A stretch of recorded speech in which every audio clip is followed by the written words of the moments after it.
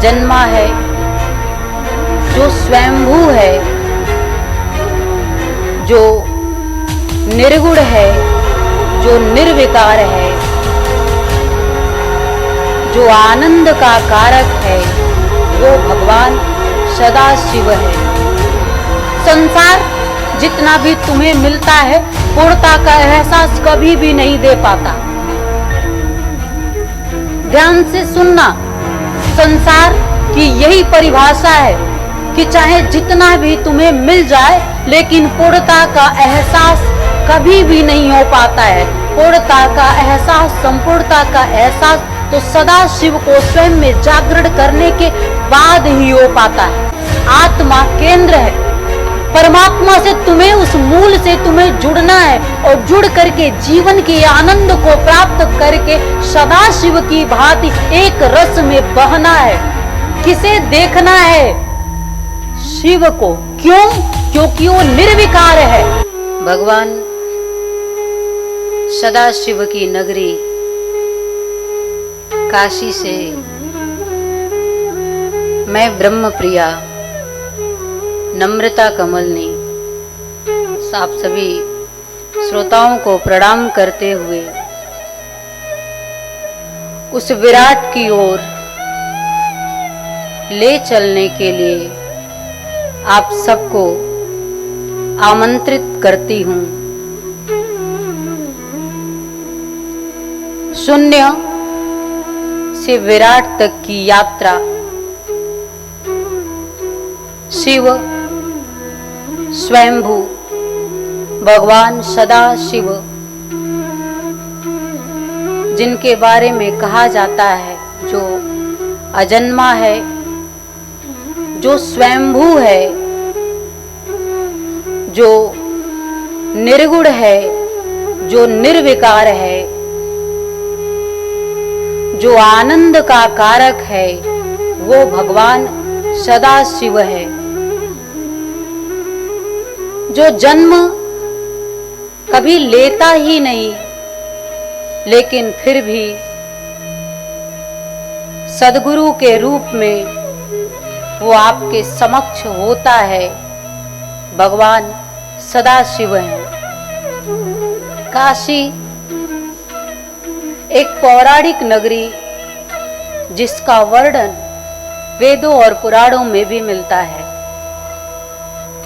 और काशी एक ऐसी नगरी जो भगवान सदाशिव को बहुत ही भाती है। ऐसा कहें कि उन्होंने, वैसे तो वो विश्वनाथ है, जो विश्वेश्वर है, जो विश्वनाथ है, कोई कण ऐसा नहीं है जो अछूता है उस सदाशिव से। फिर भी यदि प्रियता की बात करें तो ऐसा वर्णन है कि काशी भगवान सदाशिव को अति प्रिय है, और इस काशी में माता पार्वती के साथ तो यहाँ विराजमान रहते हैं। ऐसा पुराणों में वर्णन है कि विवाह के बाद माता पार्वती शिव के साथ कैलाश पर्वत पे थी। पिता का क्षेत्र था उनके, और उनके मन में ऐसी इच्छा आई कि शिव अपनी नगरी बसाएं हमारे साथ। तो भगवान ने काशी का निर्माण किया माता पार्वती के लिए। हमारी माताओं और बहनों की भी शायद इसीलिए ऐसी इच्छा होती है कि विवाह के बाद पिता के घर पति का घर लगने लगता है और उसे ही वो संपूर्णता के साथ स्वीकार करती है। जीवन की संपूर्णता की ओर मैं आप सबको ले चलना चाहूंगी, और सत्य का, शिव का, उस आनंद का दर्शन आपके जीवन का हेतु हो, यही आपके जीवन का उद्देश्य हो, यही आपके जीवन का संकल्प हो, तब कहीं आप जा करके उस सत्य की थोड़ी सी झलक पा सकते हैं। कथा जीवन चरित्र को दर्शाता है, कथा जीवन से जुड़ी बातों को बताता है, पर सत्य को जानने के लिए शिव के साथ स्वयं की ओर चलना पड़ता है। कथा को माध्यम बनाते हुए जीवन दर्शन को जानना अति आवश्यक है। इसलिए हम उदाहरण जरूर आपको शिव के जीवन से जुड़ी हुई बातों का देंगे, लेकिन दर्शन सत्य का कराना चाहेंगे। और इसीलिए निवेदन है, दो तरह के तरीके से जीवन को जी सकते हैं, व्यर्थता में और सार्थकता में। व्यर्थता नश्वरता की ओर, जिसे आप जानते हो, समाप्त होने वाली सारी चीजें जो आपके अनुभव में है, जो कभी समाप्त नहीं होगा, जो निर्गुण है, जो निर्विकार है, जो सत्य, जो शिव, जो आनंद है, जिसका समागम आप में ही है। उस सार्थकता की ओर भी आपको थोड़ा सा चलने की आवश्यकता है, अन्यथा पूरा जीवन व्यर्थता की ओर ही आपका है। व्यर्थता क्या है? जिसके पीछे आप दौड़ रहे हो वो कभी तुम्हें प्राप्त नहीं होने वाला। संसार जितना भी तुम्हें मिलता है, पूर्णता का एहसास कभी भी नहीं दे पाता।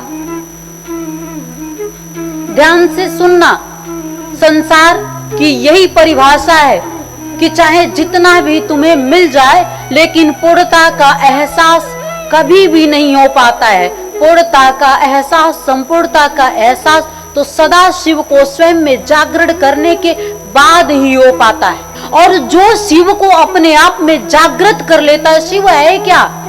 सात्विक गुण को धारण करना, आनंद के प्रवाह में बह चलना, शुद्ध और विशुद्ध आत्मा को स्वयं में जागृत दे देना। अभी तुम प्राण के बल पे सिर्फ तुम्हारा संचालन हो रहा है, तुम्हारा संचालन करने वाला ईश्वर, परमात्मा, ब्रह्म, तुम जिसे भी उसे नाम दे दो, संचालन तो कर रहा है, पर प्राणों के माध्यम से तुम संचालित हो रहे हो। अभी तुम्हारा जो केंद्र है, आत्मा केंद्र है, परमात्मा से तुम्हें, उस मूल से तुम्हें जुड़ना है और जुड़ करके जीवन के आनंद को प्राप्त करके सदा शिव की भांति एक रस में बहना है।